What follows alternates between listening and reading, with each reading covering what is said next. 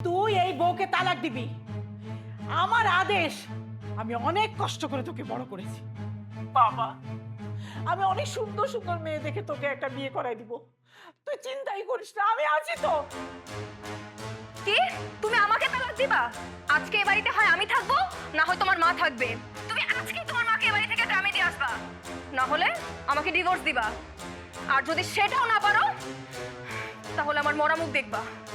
তাই দেখুক, তাই দেখুক। ভাই আপনারা এই মহল্লা ছেড়ে দিয়েন দয়া করে। আপনার মার আর বোর এই কাহিনী এইভাবে আর নেওয়া যাচ্ছে না। ঠিক আছে, রাখি। প্রয়োজনে মিস্টার প্রান্তকে চাকরির থেকে রিজাইন করার ব্যবস্থা করুন। ওর পারিবারিক প্রবলেম আছে কিনা সেটা অফিস বুঝবে না।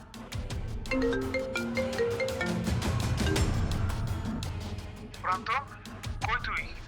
এই তাড়াতাড়ি বাড়িতে যা। এইসব তো পারিবারিক ব্যাপার, তুই যে শেষ কর না। যখন এই চিঠিটা তোমাদের হাতে পৌঁছাবে তখন আমি থাকবো এই পৃথিবী থেকে অনেক দূরে। ব্যর্থ এই আমিটা তোমাদের কাউকে বোঝাতে পারিনি, তাই এই মায়ার সংসার ছেড়ে চলে গেলাম।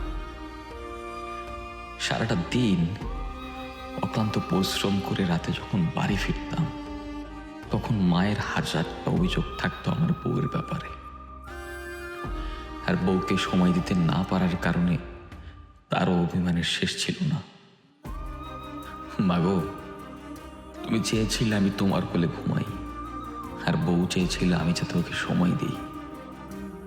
আমি তোমাদের দুজনকে খুশি রেখে তোমাদের মাঝে ভারসাম্য রক্ষা করতে চেয়েছি, কিন্তু আফসোস তোমরা কেউই তাতে সন্তুষ্ট ছিলে না।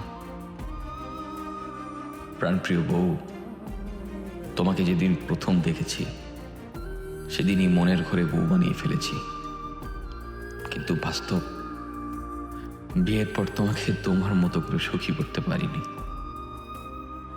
তোমার প্রতি ভালোবাসা ছিল, আছে, এবং তা পরপারেও থাকবে। তুমি একটা শর্ত দিয়েছিলে, হয় মাকে রাখতে হবে না হয় তোমাকে। যে কোনো একজনকে বেছে নিতে বলেছিলে। তোমার এই কথা আমার মনটা ভেঙে চুরমার করে দিয়েছিল। আমার ভেতরের কষ্টটাকে কেউ তোমরা বুঝতে চাওনি। অফিস, সমাজ, পরিবার, শুধু চাপ আর চাপ। এত চাপের মাঝে আর নিজেকে সামলাতে পারছিলাম না। যশ, খ্যাতি, অর্থ, সম্মান পাওয়ার সবই আছে, কিন্তু মনে শান্তি নেই। প্রতিদিন যেন একবার করে ধুকে ধুকে মরে যাচ্ছিলাম।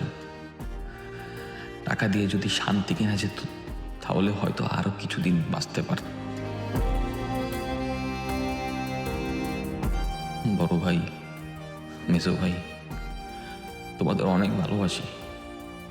ওরা আমার সমস্ত সম্পদ, মাকে আর ব্যাংকে রাখা সমস্ত টাকা আর সোনার গহনা আমার বউকে দিয়ে দিও।